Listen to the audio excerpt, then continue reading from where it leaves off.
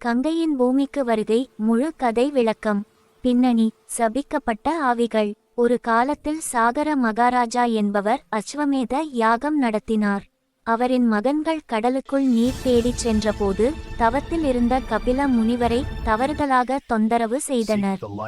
அதனால் கோபம் கொண்ட முனிவர் அவர்கள் அனைவரையும் சாம்பலாக்கி சபித்தார். அந்த சாபத்தின் காரணமாக அந்த ஆவிகள் பரலோகத்திற்கு செல்ல முடியாமல் பூமியிலேயே தங்கின.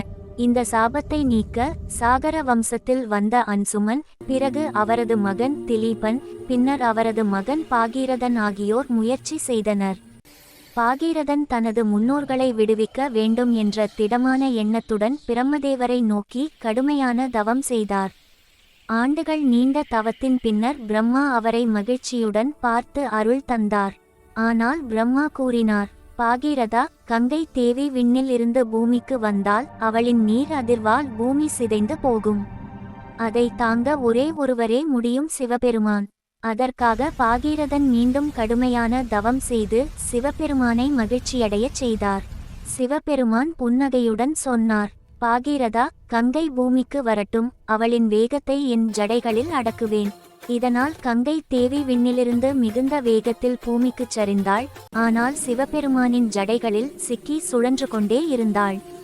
கங்கை ஜடைகளில் சிக்கி நீண்ட நாட்கள் கழிந்தது. பாகீரதன் மீண்டும் சிவனை வேண்டி தவம் செய்தார். அவரது பக்தியைக் கண்டு சிவன் கருணையுடன் கங்கை தேவியை விடுவித்தார். அப்பொழுது கங்கை பாகீரதனுடன் பின்தொடர்ந்து பாய்ந்தாள். மலைகள், காடுகள், கிராமங்கள் வழியாக பாய்ந்து அவள் சாகர மகாராஜாவின் மகன்களின் சாம்பலை சென்றடைந்தாள். அந்த நீர் தொடுந்தவுடன் அவர்கள் ஆவிகள் மோட்சம் பெற்று வானுலகிற்கு சென்றனர். அவ்விதம் கங்கை தேவி பூமியில் புனித நதியாக உருவெடுத்தாள். அவள் பாகீரதன் எனும் அரசனின் தவத்தால் வந்ததால் அவள் பாகீரதி என்றும் அழைக்கப்படுகிறாள். கதையின் பொருள். மனதில் உறுதி, பக்தி மற்றும் பொறுமையுடன் செய்த முயற்சி எப்போதும் வெற்றி பெறும். வீடியோ பிடித்திருந்தால் லைக் பண்ணுங்க, கமெண்ட் செய்யுங்க, மறக்காம இந்த சேனலை சப்ஸ்கிரைப் பண்ணுங்க. அடுத்து வரும் வீடியோவிலும்